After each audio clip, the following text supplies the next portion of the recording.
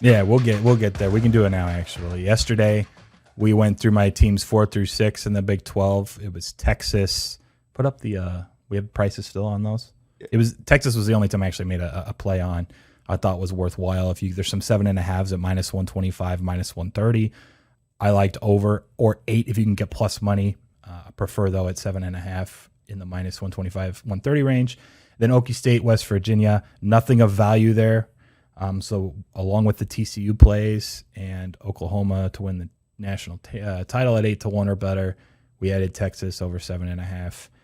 Now today we just got 2 teams because we've been doing 3 a day, only to realize, the Big 12 only has 10 teams and we need to space these out over 4 days before we have Ray on to do the full recap. So my next 2, ranking 7th and 8th, and literally they're basically tied. Let me pull up my sheet. Had the wrong one up. They're basically tied as far as where they rank relative to the rest of my teams in the country. I have Baylor 54th, Texas Tech 56th, right surrounding Kentucky. So just to give you guys an idea of where they are. What's interesting to me is the discrepancies on my numbers relative to Phil Steele and PFF's on both of these schools. So Baylor, I have 54. Phil Steele has them way back at 67. So I don't know if, look, this is a team that was in the Sugar Bowl 2 years ago. Matt Rule leaves. He's with the Panthers. They bring in Matt Aranda and Jeff Grimes, the offensive coordinator. But, Aranda, I meant Dave Aranda, sorry. He comes in. He was a DC at LSU. They win a title. He comes in. Look, Baylor had, I think they were 13th in EPA defensively last year. Now their offense stunk. It was 112th, which is hard to do when you're playing Big 12 defenses week in and week out.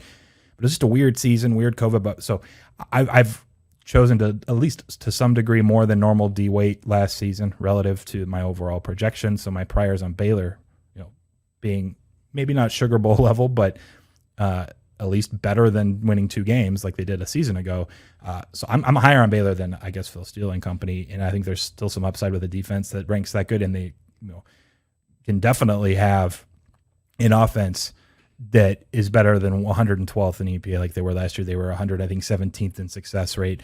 And then Charlie Brewer actually transfers, who was their quarterback, to Utah. So he's not even there anymore, and they bring in, that's why I asked Bob, who's an Oregon Ducks fan, Tyler Shough, Shough. That's why I was trying to confirm with him pronunciation, which it sounds like I was right, but it's a little dangerous. And so my projection for their wins, I guess I'm a little higher than market on Baylor. It's 5.9. It's nothing I'm betting, though. I'm not playing over 5.5. If I could find a 5 at reasonable juice, I would play over on Baylor. So people that are shopping around, I did see one, but it was still, I think, minus 145. So, which is it's basically the same thing as a 5.5 at minus 110 each way. So there's not a massive edge, but I just am concerned that the numbers on Tyler Shough. Let me pull them up. Actually, I'll just look at it. So they were 8th to last in pass play success rate last year. I talked about how their EPA, they were 112th. So they have Shough coming in, who, when he was at Oregon, he played in multiple games. And hold on a second. I'm totally botching this, I think, aren't I?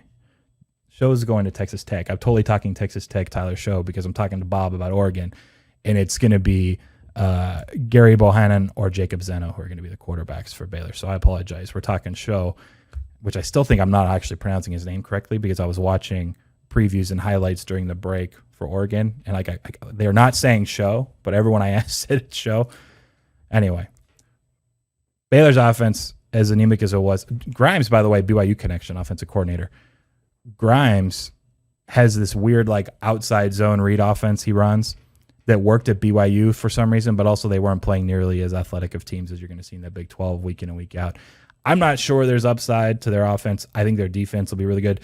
The key was last year, everyone that bet unders in Baylor games crushed it. I think they went 6-3 to the under overall. I'm not sure that'll exist anymore this year. I'd made a note to it's a team that I don't think is going to improve offensively much, and defensively, I think Aranda, what he did at LSU, and then carrying it over to what he did in his first season with less talent at Baylor. And one key difference and why I like Aranda as a whole, and maybe why I'm a little more bullish outside of just the priors on Baylor, they ran cover 1 at LSU at one of the highest rates. It was 42%. When you're running cover 1, it means you have one safety back, and it means you're banking on a ton of man coverage, right? And you have the athletes to do it. At LSU, it's successful. They had success with it.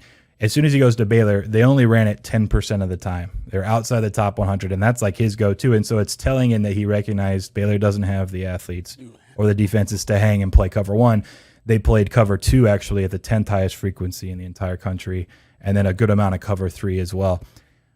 I think it's good because it tells that he's willing to adjust. Two, it means that they had a 13th in EPA defensively despite not playing cover one as frequently because so his scheming's there. I think his assessment of what he has in front of him is there. And I don't want to give him a pass for last year, but I've kind of said I'm doing like these like quarter to half passes on all these teams last year because it was just such a weird season. So Baylor, again, slight lean over. If you can find a 5, I would maybe bet that direction, but I'm passing on the 5.5. And now we can talk Tyler's show, the Texas Tech, who comes in. Let me pull up the numbers. This is what I was trying to find, and I was like, why am I talking about show with Baylor right now?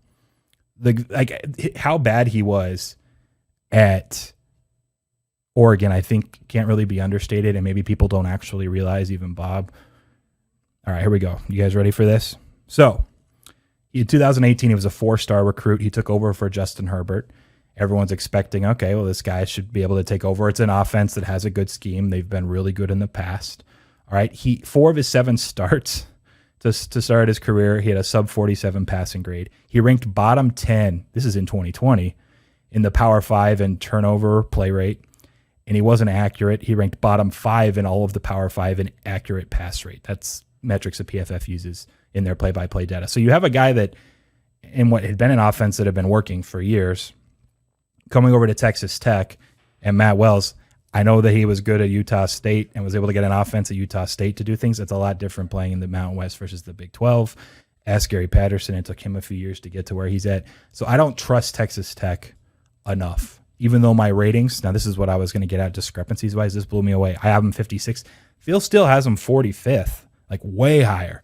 My 45 range would be like right in front of Northwestern and Missouri. Like I absolutely would have Northwestern and Missouri favorites on a neutral field against Texas Tech.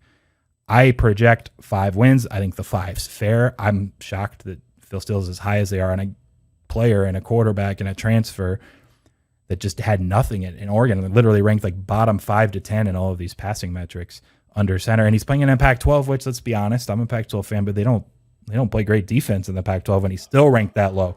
I mean, we're talking like relative to all the Big Ten defenses and SEC defenses other quarterbacks are singing. They're outperforming Tyler Self. So, I hope I'm saying your name correctly. I apologize to their family if I'm not.